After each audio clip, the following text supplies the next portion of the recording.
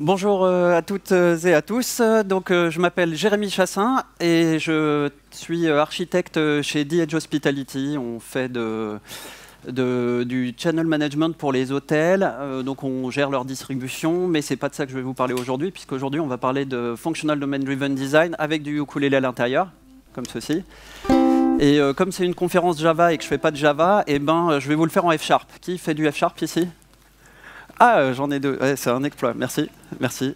Donc, on va le faire en F#, mais vous allez suivre. En fait, l'idée, c'est que j'ai appris il y a quelques années à jouer du ukulélé. Au début, j'ai eu beaucoup de mal à mettre dans la tête les différents accords dans les doigts. Ça, c'est un Do, mais ça, c'est un Ré. Ça, c'est un Mi. Comme ça, et au début, pour moi, ça n'avait aucune logique. J'ai essayé de les apprendre par cœur et tout, ça ne marchait pas. Et du coup, je me suis posé la question, voilà, c'est quoi la logique? Comment on pose ses doigts sur le ukulélé? Et je suis allé retourner aux bases de la musique. Et puis, je me suis fait un logiciel pour essayer de déduire où fallait poser ses doigts sur un ukulélé automatiquement. Et c'est ce qu'on va refaire aujourd'hui. On va partir d'une page blanche. On va comprendre comment fonctionne la musique. Qui a fait de la musique ici? Pas mal, mais pour les autres, je vais tout expliquer, donc voilà, il n'y aura pas de problème. Qui a fait de la guitare ou du ukulélé? Une bonne partie aussi, parfait. Du coup, si je dis des bêtises, vous me corrigez, il n'y a pas de souci. Alors, je vais parler assez vite parce qu'on a pas mal de trucs à faire. Et la première chose dont je vais vous parler, c'est qu'en général, quand on parle de musique, on parle de notes, et les notes, vous les connaissez. Do, Ré, Mi, Fa, Sol, La, Si, Do. Donc voilà, sur un clavier de synthé comme ça, vous avez le Do, le Ré, le Mi, le Fa, le Sol, le La, le Si et le Do, mais il y en a d'autres entre les deux. Et en fait, entre deux notes, à chaque fois, il y a un demi-ton. Okay, donc on va commencer avec ça. On va mettre dans notre langage, on va parler de demi-ton. Et du coup, on va se faire un type qui va être une mesure, comme ceci, qu'on va appeler demi-ton. Et comme ça, plutôt que de mettre des entiers 1, 2, 3, on va mettre un demi-ton, deux demi-tons, trois demi-tons, et ce ne sera pas un, ce sera un demi-ton. On ne peut pas mélanger un demi-ton, par exemple, si plus tard on utilise des octaves, je ne peux pas faire des octaves plus des demi-tons, ça ne collera pas ensemble parce qu'ils n'auront pas le même type.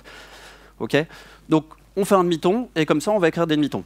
Mais le truc qui va nous intéresser, c'est qu'on a dit qu'il y a les notes Do, Ré, Mi, Fa, Sol, La, Si, Do, mais sur mon clavier, j'ai un Do ici, j'ai un Do ici, j'ai un Do ici, et j'ai un Do ici. Donc en fait, le Do, c'est pas vraiment la note en tant que telle, puisqu'il y en a plusieurs. D'accord? Donc il y a des notes, mais elles ont le même nom. Et comment est-ce qu'on va les distinguer? En fait, au ukulélé, on peut les distinguer, mais dans ce qu'on va faire, ça va pas être très important. Nous, on va plutôt utiliser le nom des notes, et ça apporte un nom, ça s'appelle un chroma. Donc on a le chroma de Do dièse, Ré dièse, Mi, Fa, Fa dièse, Sol, Sol dièse, La, Si bémol, allez, on va dire Si bémol plutôt que La dièse, Si, Do. Je vais vous refaire tout ça, et on va donc utiliser des chromas, et que ce soit ce Do-là ou ce Do-là, ça aura le même chroma. Okay, donc pour ça, on va faire un type. Ça va être facile, on va faire un type chroma. Et le type chroma, en fait, ça va être un chroma qui va juste contenir un nombre de demi-tons, donc un entier en demi-tons, comme ça. Et ça va être notre définition du chroma. Et nos demi-tons, ils vont être entre 0 demi-ton et 11 demi-tons, puisque on a 11 chromas différents. Donc, pour éviter, là, vu que j'ai mis un entier, on va éviter d'avoir n'importe quel entier. Donc, pour construire notre chroma, on va se faire une petite fonction, chroma, qui va prendre un nombre de demi-tons. Comme ceci. Et ce qu'on va faire, c'est qu'on va créer notre chroma, mais en prenant le nombre de demi-tons qu'on a demandé, modulo 12 demi-tons, comme ceci. Et on va avoir des chromas qui vont être toujours entre 0 et 11. Ce sera parfait. Donc maintenant, ce qu'on va pouvoir faire une fois qu'on a ça, c'est qu'on va pouvoir les nommer. Et on va commencer par le premier, Do. Et c'est une convention en général, on va dire que c'est le chroma qui est à 0 demi-ton, puisqu'on commence la gamme par là.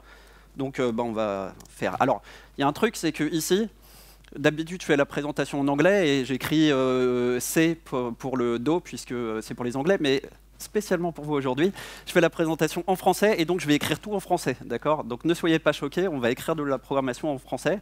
Alors il y a un truc qui est cool en F#, c'est qu'on peut mettre des accents dans les identifiants, on peut mettre des apostrophes dans les identifiants et tout, donc on va pouvoir écrire du français partout, et ça va peut-être vous choquer un peu, mais l'idée c'est qu'en Domain Driven Design, on veut implémenter le vocabulaire qu'on utilise pour coller.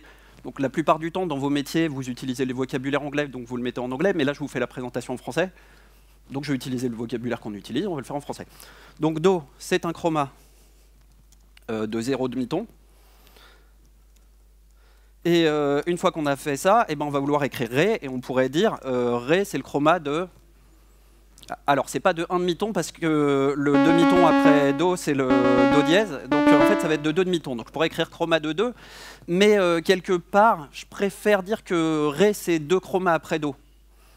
Donc, ce qu'on va faire, c'est qu'on va se faire une opération qui permet d'ajouter des des demi-tons à un chroma et obtenir un autre chroma. Alors, on pourrait se faire une fonction toute simple, mais je vais faire un opérateur. Ça va être un plus avec un point.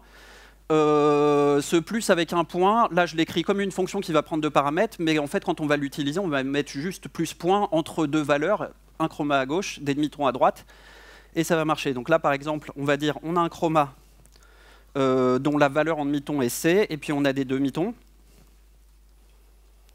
comme ceci, et ce qu'on va faire, c'est qu'on va reconstruire un chroma en utilisant notre fonction chroma, hein, mais en utilisant C plus demi-ton ici. D'accord. Donc on ajoute au demi-ton du chroma C les demi-tons qu'on a demandé.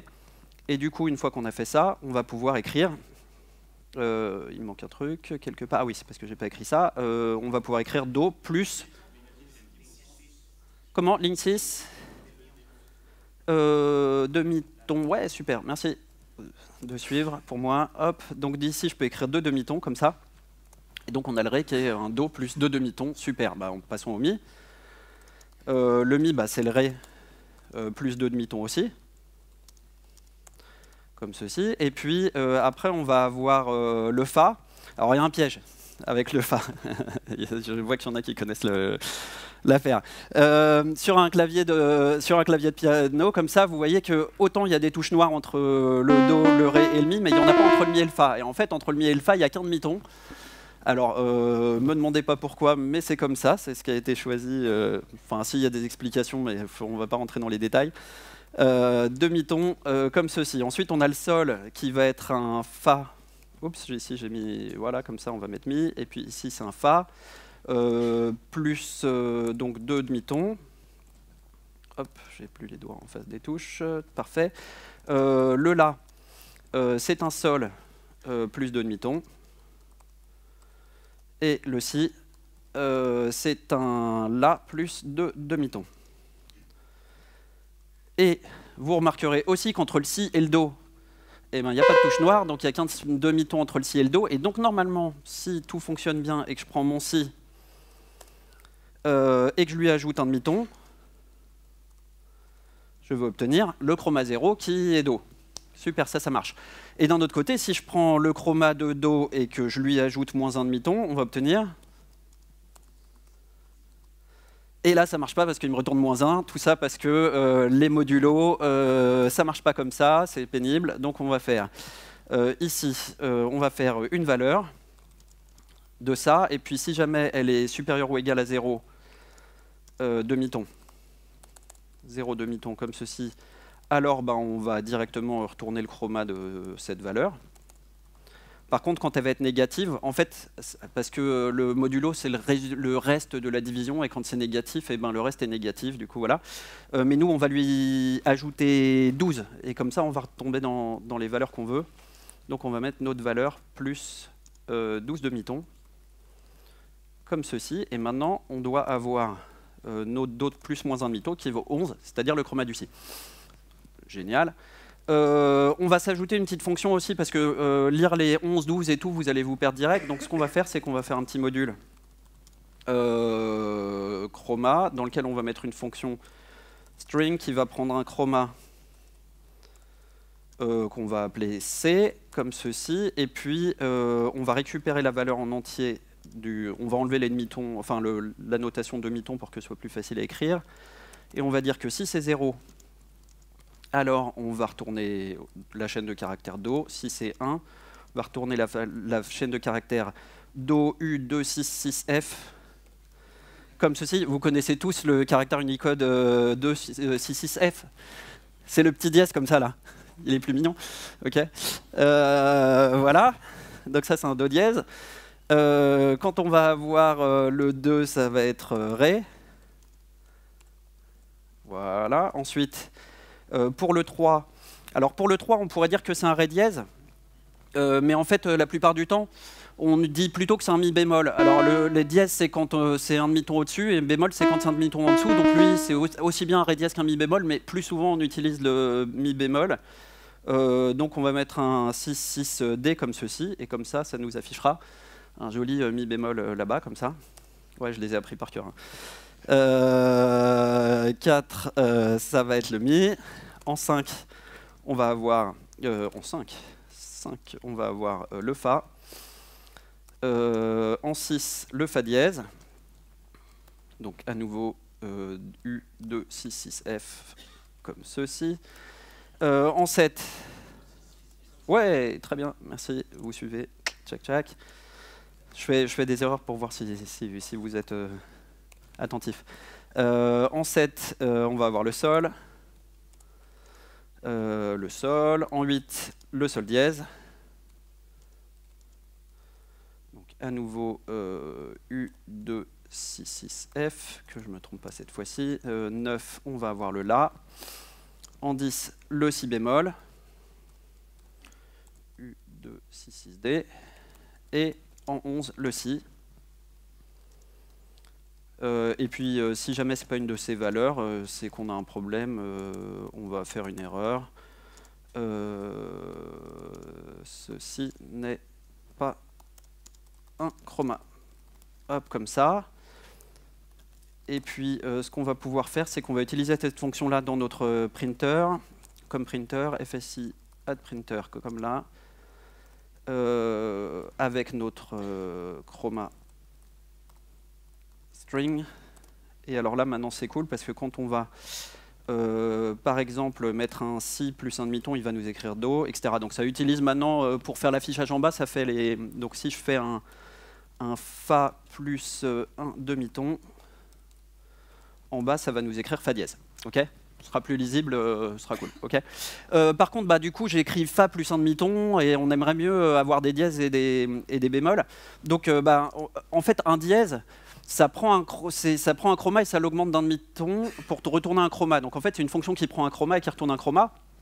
Donc, on va faire une fonction dièse, comme ceci, qui prend un chroma et qui va prendre ce chroma et lui ajouter un demi-ton. Et du coup, maintenant, c'est cool parce qu'on peut écrire dièse, alors on va faire le bémol juste après, hein, dièse de Fa, et on obtient un Fa dièse. Mais ce n'est pas le sens dans lequel on le dit, quand on ne dit pas dièse Fa, quand on dit Fa dièse. Donc, je vais faire un petit opérateur qui va nous permettre d'échanger les deux. On va faire un opérateur chapeau, comme ça. Alors, pourquoi chapeau? Parce que chapeau, c'est le truc de puissance, ça indique que c'est un truc en petit en haut. Et en général, les dièses, on les met en petit en haut, donc on met le chapeau, comme ça, on va avoir un Fa, chapeau, dièse, comme si le dièse, il était en haut, donc ça sera pas mal. Donc à gauche, on va prendre notre chroma, et à droite, l'altération. Et en fait, on va appliquer l'altération sur le chroma, comme ceci. Et maintenant, à la place d'écrire ça, je peux écrire Fa, dièse. Boum, et ça marche. Ce sera beaucoup plus lisible. Comme ceci. Bah, pour le bémol, c'est à peu près la même chose, hein, sauf que... donc vous avez vu, je mets des accents et tout, hein, comme ça. Et ici, ce sera plus moins un demi-ton, comme ça. Donc maintenant, on peut faire un Si bémol. Et on l'a ici. Ça va, tout le monde suit jusqu'ici? Alors, le truc après, c'est que en musique, on a des chromas ici, mais ensuite on va devoir parler d'intervalles. Alors, les intervalles, en fait, c'est la distance entre les notes et ça a des noms. Par exemple, la distance entre un Do et un Ré, ça s'appelle une seconde. Okay, la distance entre un Do et un Mi, ça s'appelle une tierce. Entre un Do et un Fa, une quinte, une sixte, une septième. Celle-là, c'est l'octave, mais vu qu'on utilise des chromas, ben, c'est la même chose que l'unisson, donc on va plutôt utiliser l'unisson. Un intervalle, en fait, on va le faire sous la forme d'une fonction qui prend un chroma et qui retourne un chroma. D'accord? Comme ça, on lui donne un Do, il va nous retourner un Sol. Mais si par exemple je veux prendre la carte de sol, ce sera un Do, et il faut que ma fonction carte, quand je lui donne un sol, il me retourne un Do, et j'aurai la carte du Do qui est du sol qui est le Do. Okay, donc une fonction qui prend un chroma et qui retourne un chroma. Et pour les définir, on va faire une fonction intervalle qui va prendre le chroma du bas de l'intervalle. Donc on va l'appeler la basse, et puis on va prendre un chroma qui va être la note haute. Et puis, pour que ce soit un intervalle, puisqu'il faut que ça retourne un intervalle, hein, cette fonction, ça va nous permettre de construire des intervalles, ça. Pour que ce soit un intervalle, il faut que ça prenne un chroma. Donc on va faire une lambda qui prend un chroma C, comme ceci, et puis qui va appliquer l'intervalle sur ce chroma C. Donc on va faire C plus point, c'est notre truc pour ajouter des demi-tons, et basse, c'est les demi-tons de la note basse, haute, c'est les demi-tons de la note haute, donc on va faire haute moins basse. Comme ceci, tchac, et maintenant on va pouvoir définir nos intervalles. Par exemple, l'unisson, ça va être l'intervalle entre Do et Do. La seconde, ça va être l'intervalle entre Do et Ré, comme ceci. Donc maintenant, par exemple, je peux écrire la seconde de Ré, et il va nous retourner Mi. Et effectivement, la seconde de Ré, c'est Mi. Parfait. On va faire la tierce, qui est l'intervalle, comme je vous l'ai dit, entre Do. Il n'y a pas d'accent sur une tierce? Ah, merci. Ouais, je vous écoute. Entre Do et Mi. La carte, c'est l'intervalle entre Do et Fa. La quinte, ce sera l'intervalle entre... Alors vous voyez, je tape, je parle en même temps, je vous explique et tout, parce que faut que ça, du coup ça coule, quoi. On écrit à peu près les trucs qu'on veut écrire. C'est entre Do et Sol. La sixte, ça va être entre Do et La. Et puis la septième, celle-là par contre, va y avoir un accent, c'est l'intervalle entre Do et Si. Donc là, normalement, tout ça, ça fonctionne. Ouais, super. Donc là, on a défini un certain nombre d'intervalles, mais par exemple, quand on a une tierce, bah, y a un autre intervalle qui s'appelle la tierce mineure, et c'est pas l'intervalle entre Do et Mi, mais l'intervalle entre Do et Mi bémol. D'accord ? Donc on va vouloir pouvoir prendre des intervalles et en faire des versions mineures. Alors, tous les intervalles n'ont pas des versions majeures et mineures. Il y en a qui ont des versions diminuées, augmentées et tout. Pour l'instant, on va utiliser que mineures. Pour le reste, on ne va pas s'en servir. Donc par exemple, on va faire la fonction mineure. Et cette fonction mineure, elle va prendre un intervalle et elle va retourner un intervalle. Comment on va faire ça? Eh ben, pour retourner un intervalle, il faut qu'elle prenne un chroma. Parce qu'un intervalle, c'est une fonction qui prend un chroma et qui retourne un chroma, d'accord? Donc il faut qu'elle prenne un chroma. Et la première chose qu'on va faire, c'est qu'on va appliquer l'intervalle sur ce chroma. Et là, on va avoir la note à cet intervalle majeur, et puis on va lui enlever un demi-ton, en faisant un plus, moins un demi-ton, comme ceci.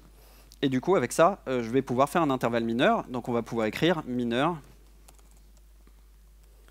de tierce, comme ceci, et puis on va l'essayer sur un Do pour voir ce que ça donne.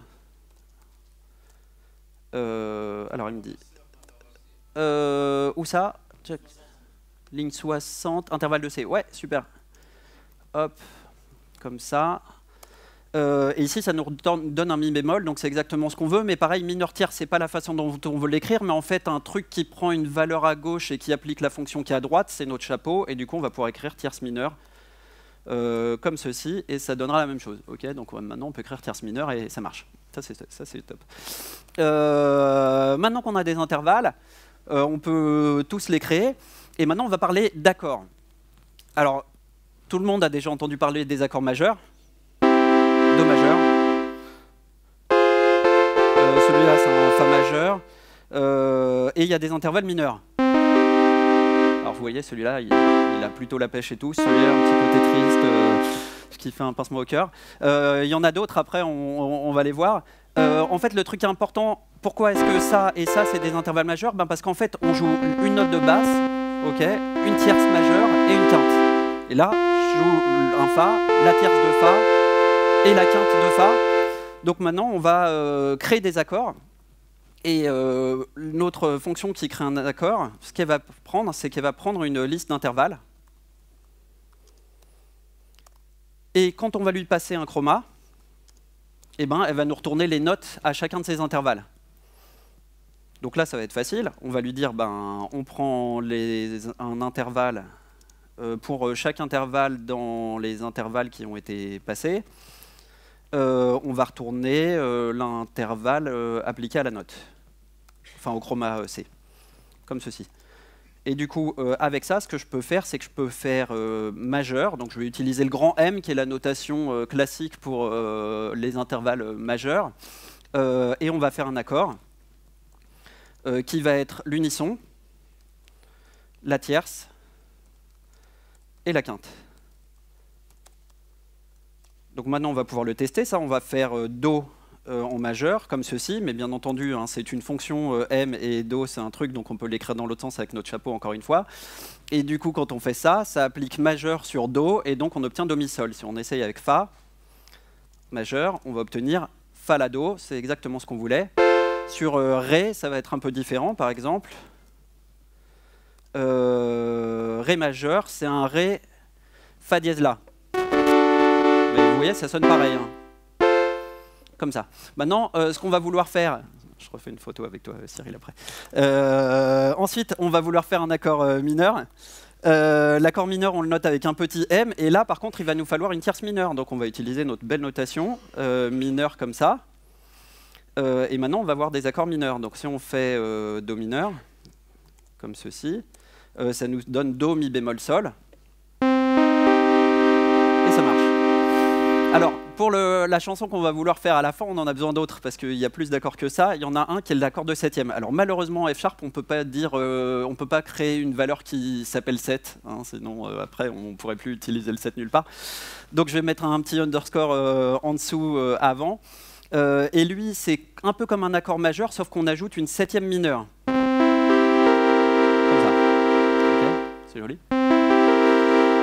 Ça s'utilise pas mal dans la fin des morceaux, ça donne un aspect dramatique à la musique et tout, j'aime beaucoup. On va utiliser celui-là. Une septième, mais mineure. Très bien. Et puis, donc on va la tester sur Do, une fois de plus. Je vous fais les tests inline comme ça, ce sera parfait. Do, Mi, Sol, Si bémol, c'est exactement ce qu'on voulait. Et puis, on va en avoir deux autres qui vont être le majeur 7. Donc l'accord de septième majeur qu'on a notre majeur 7, c'est le même mais avec une septième majeure. Alors lui, il a un petit côté jazzy, pareil, que j'aime beaucoup. On va juste enlever celui-là. Et puis, il y a une septième, il y a un mineur 7 qui utilise une tierce mineure et une septième mineure. Je vais vous le faire écouter tout de suite. Il fait comme ça. Donc lui, il est un peu plus doux que l'autre, plus apaisé, aussi un peu jazzy, mais avec un truc plus apaisé qui est très bien. On va les tester. Do en majeur 7, ça fait Do, Mi. Oh, je ne l'ai pas encore exécuté. On va revenir là. Hop. Ça fait Do, Mi, Sol, Si. Et puis le même en mineur 7. Do, Mi bémol, Sol, Si bémol. Parfait. Maintenant, du coup, on peut prendre n'importe quel accord parmi ceux-là qui sont sur les partitions que vous pouvez trouver n'importe où dans des librairies musicales ou sur Internet. Et déjà, on sait quelles sont les notes. Et ça, c'est pas mal. Mais le truc qu'il nous reste à faire maintenant, c'est où est-ce qu'on va poser nos doigts sur le ukulélé pour les jouer. Ça, c'est autre chose. Alors, comment ça marche un ukulélé? On va passer au ukulélé. Le ukulélé, il est là. Alors ceux dans le fond, ils vont pas trop voir, donc je vais vous montrer comme ça sur la caméra. Hop, c'est comme ça un ukulélé. Ok. Salut. Et un ukulélé, c'est un instrument à cordes, et il y a un truc qui est super avec le ukulélé, c'est qu'il n'y a que 4 cordes, et quand on s'en sert, on a le pouce qui est bloqué là, donc on a 4 doigts, et donc on peut toujours poser les doigts sur les cordes, et ça c'est super pratique. C'est pour ça que je le fais avec un ukulélé, pas avec une guitare, parce qu'avec une guitare, on pourra en discuter après, mais c'est plus compliqué. Sur un ukulélé, il y a 4 cordes, et ces cordes, la première, quand on la joue comme ça, c'est un sol, la deuxième c'est un do, la suivante c'est un mi, et la dernière c'est un la. D'accord? Sol, do, mi, la. Alors ça c'est pas mal parce que ça permet de jouer le tourbillon de la vie.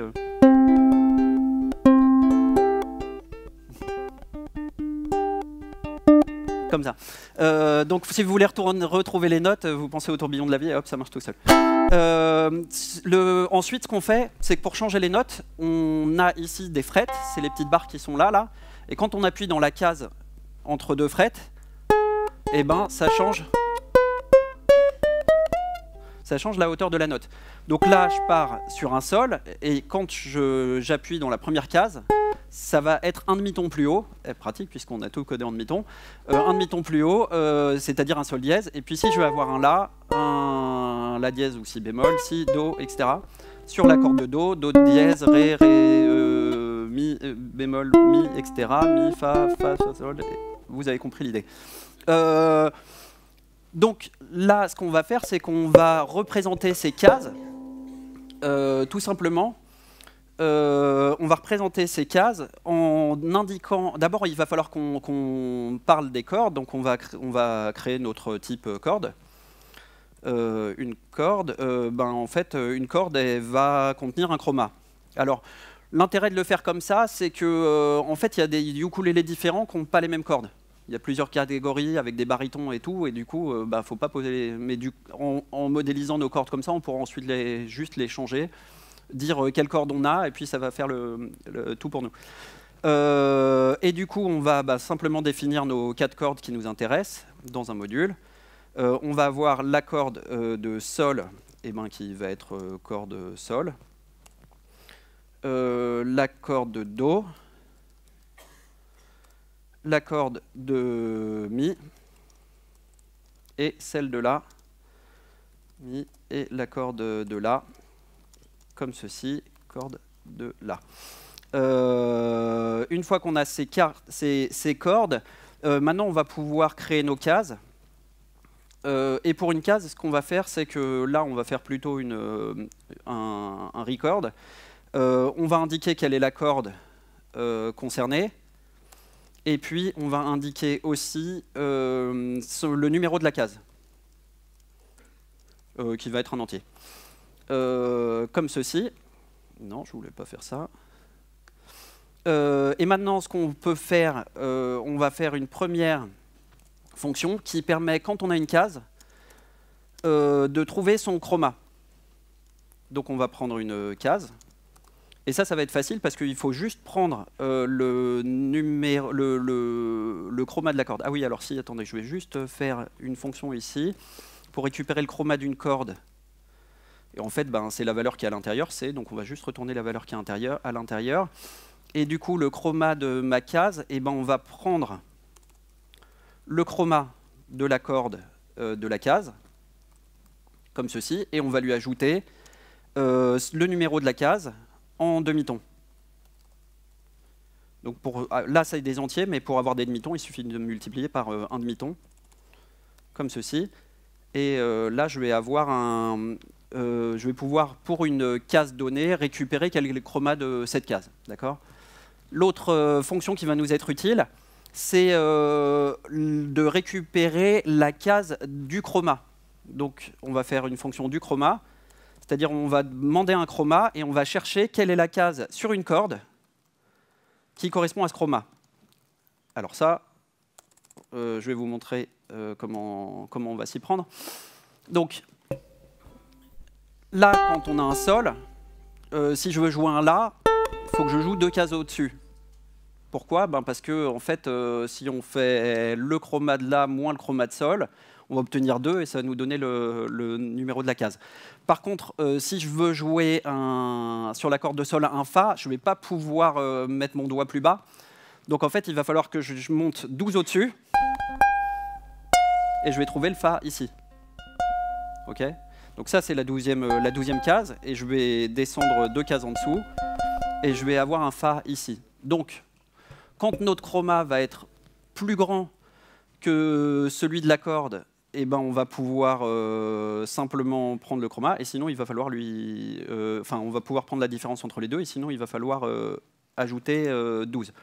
Donc, pour ça, on va commencer par créer une case. Donc, pour la corde sur laquelle elle est jouée, ben, c'est la corde qui nous est passée, et le numéro de la case. Ça va dépendre. Si le chroma de la corde... Alors, attendez, ici, tchac, tchac, tchac, tchac. Comment je vais le faire? Ouais, on va faire. Si le chroma... Il faut juste ici que je l'appelle chroma de la corde est égal à corde.chroma de la corde, comme ça. Et si le chroma qu'on veut jouer est supérieur ou égal au chroma de la corde, à ce moment-là, on peut juste faire la soustraction. Donc il faut que... comment je le récupère, ça? Ah oui, non, voilà, je vais faire comme ça. Je vais récupérer directement les demi-tons. Donc là, je vais l'avoir en demi-ton. Et ici, on va le récupérer en demi-ton aussi. Chroma, voilà, on va avoir les demi-tons. Et donc si le nombre de demi-tons du chroma est supérieur au nombre de demi-tons du chroma de la corde, alors on va retourner la valeur entière qui va être chroma moins le chroma de la corde. Et sinon, eh ben, ça va être la même chose, mais plus 12. Donc, oui, de la corde, pas d'à la corde. Plus 12 demi-tons. On ajoute 12 demi-tons et puis on revient. Normalement, avec ça, on doit pouvoir, par exemple, tenter sur la case du chroma sur la corde de sol de La, et ça nous dit c'est un chroma c'est la case qui est sur la corde de sol au numéro 2, et effectivement, ici on a bien un La. C'est gagné.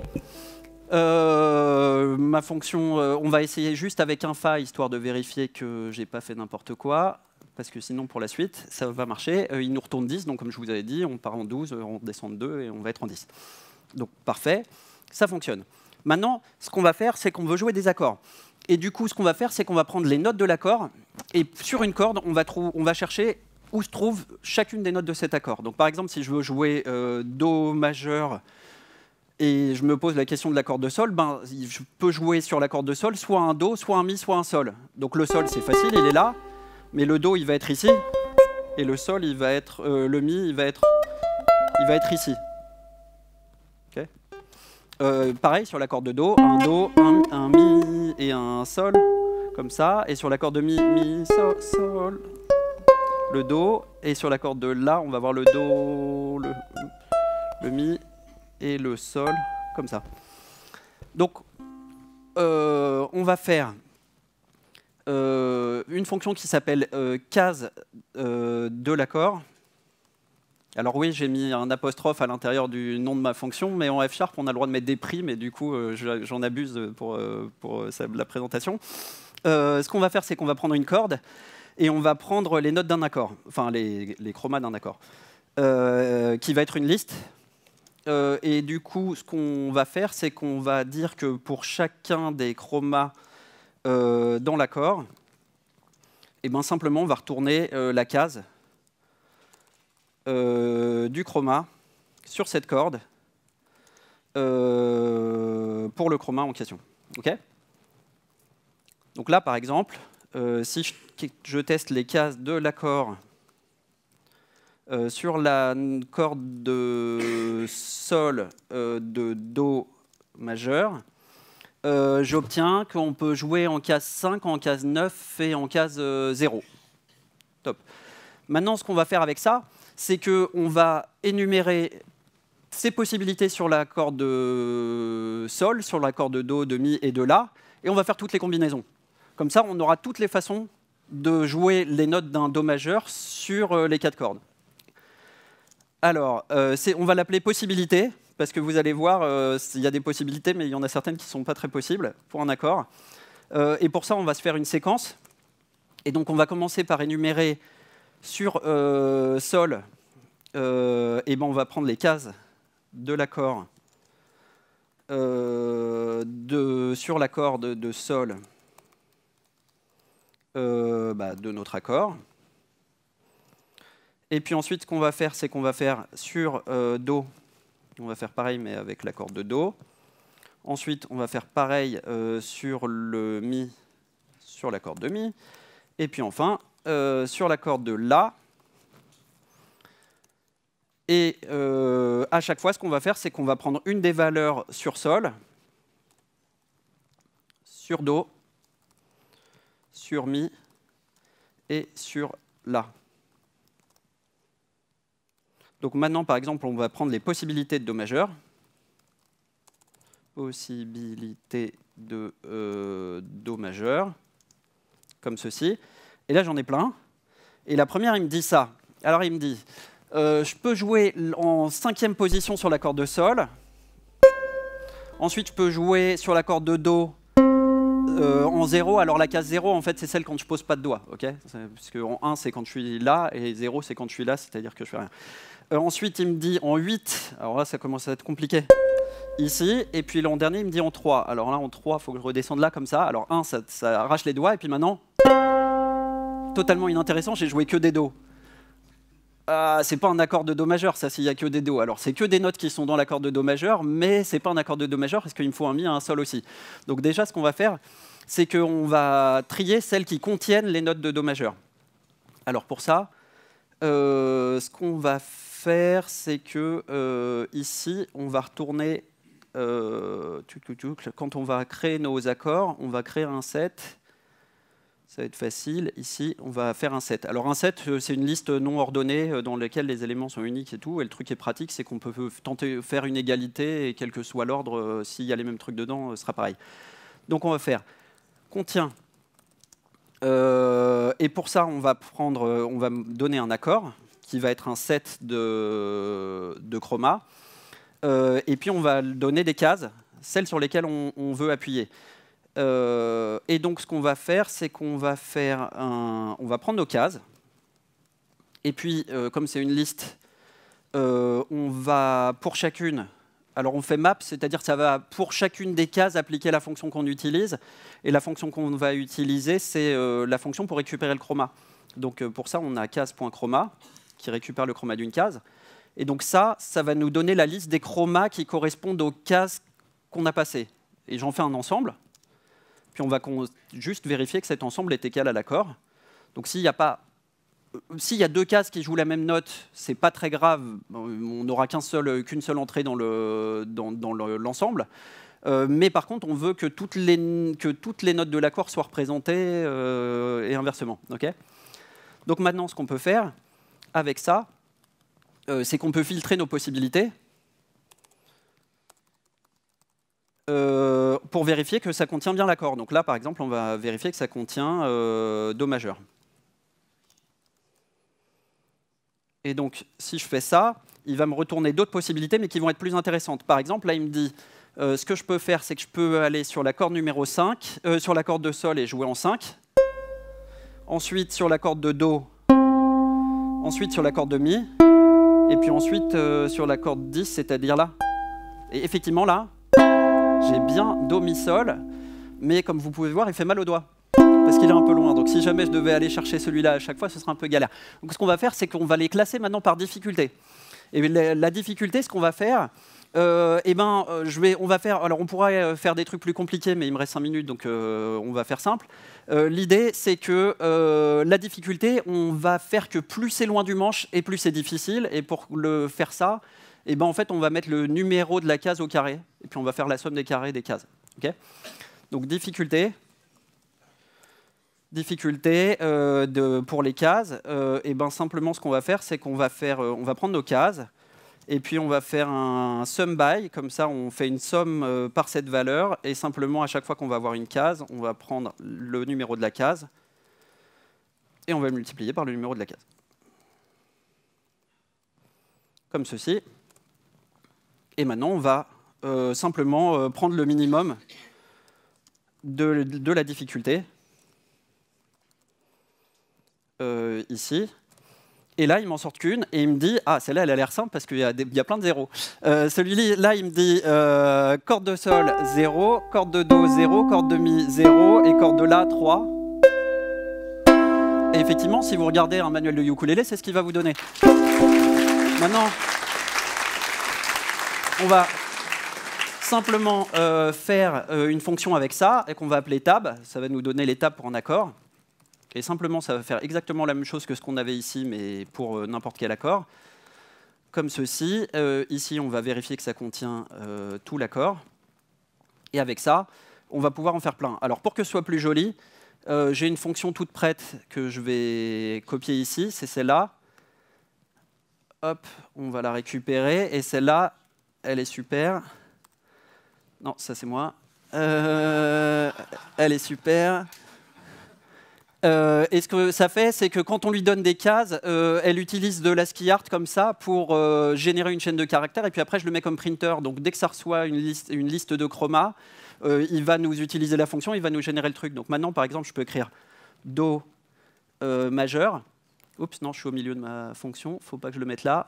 Je peux mettre ici Do majeur, par exemple. Et ça me l'affiche comme ça. Alors attendez, hop, je vais le remettre là. Je suis plus sur le bon truc, c'est pas grave, je vais le rappeler. Do majeur comme ceci. Et là, ça vous dit, il faut appuyer, voilà, comme ça, direct. Alors du coup, on peut commencer à jouer comme ça. Et puis après, on va avoir besoin d'un mi mineur. Alors mi mineur, on ne le connaît pas encore, hein, donc on va faire mi chapeau petit m, alt entrée, et il dit celui-là, comme ça. Alors on va recommencer. Ground control to major tone. Ground control to major tone. Alors là, on a besoin d'un la mineur. Alors la mineur, on va le chercher hein, parce que moi je les connais pas. Hein. Comme ça. Ah bah il est facile celui-là. Take your protein till zone. Et là, il nous faut un Ré septième. Ah, Ré septième, il est plus dur celui-là. Alors, ça va être Ré. Et vous vous souvenez, on met un chapeau et un underscore 7. Alt entrée. Et celui-là, il est comme ça. Alors là, en fait, on peut soit mettre 3 doigts comme ça, soit on peut carrément barrer toute la case et puis en mettre un sur la case d'après. And put your helmet on. Ground control to major tone. Down, engine on. Je sais plus la suite.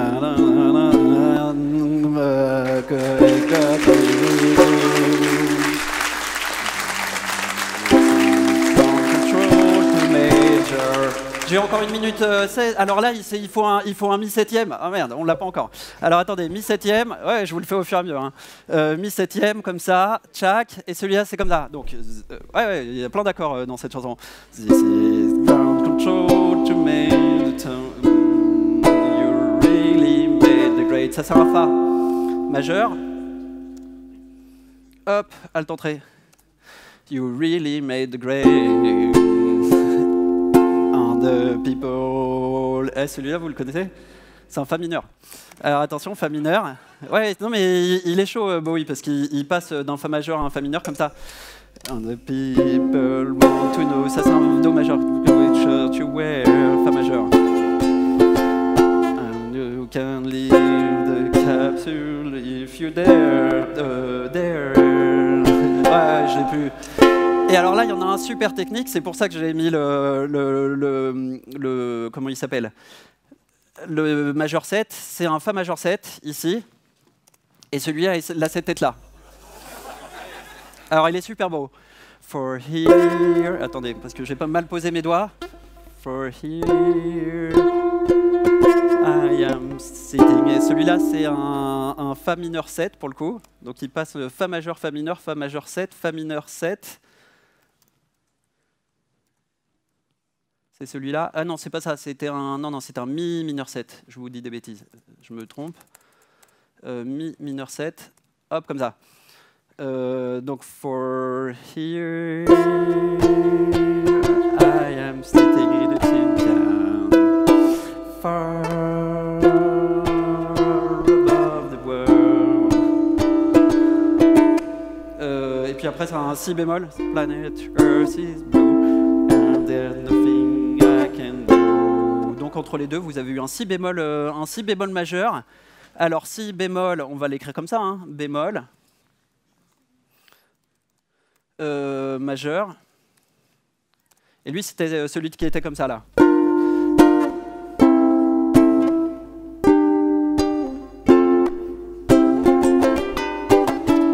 Voilà, merci.